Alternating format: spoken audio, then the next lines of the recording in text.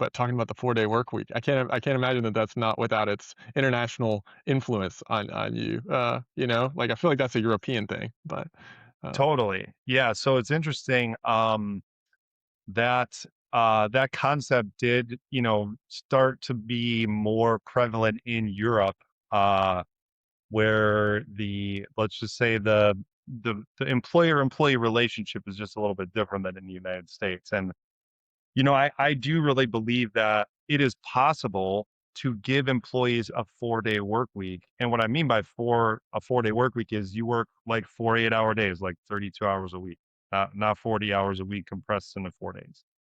I do think that's very possible, but a lot of companies they're not willing to be open-minded enough to consider that as a possibility. But I think the ones that do, really it becomes a massive competitive advantage because think about it. If it, by the way, it'd be 4 8-hour days per week for the same pay. You're not Right. changing pay either, right? Just to be Wow. extra clear, because some Yeah. people are like, "Would you change my pay?" And it's like, no.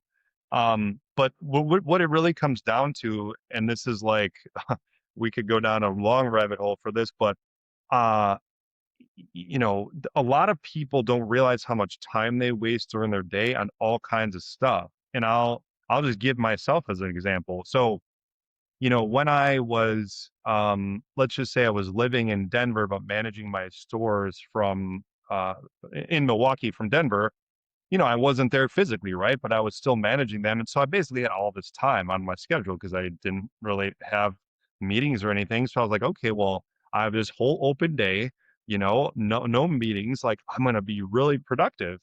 But if at the end of that day you would have asked me to write down a list of the things I accomplished, it really would have been very short. It would have been very small. And I was like, and then this kept happening, and I started asking myself, "Well, what is going on? Like, how is it even possible that I have a whole day and I'm really not accomplishing a lot?"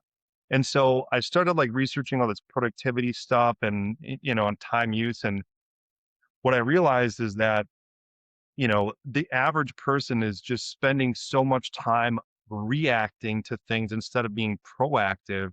And, I ended up running hundreds and hundreds of experiments on myself, small experiments like, oh, what if I changed this thing on my calendar? What if I did this thing differently and how Windows is set up on my computer?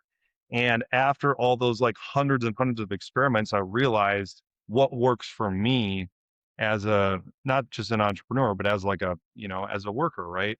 And I also think that this is very important because I do have diagnosed ADHD, and I do think that ADHD as a condition is becoming more prevalent.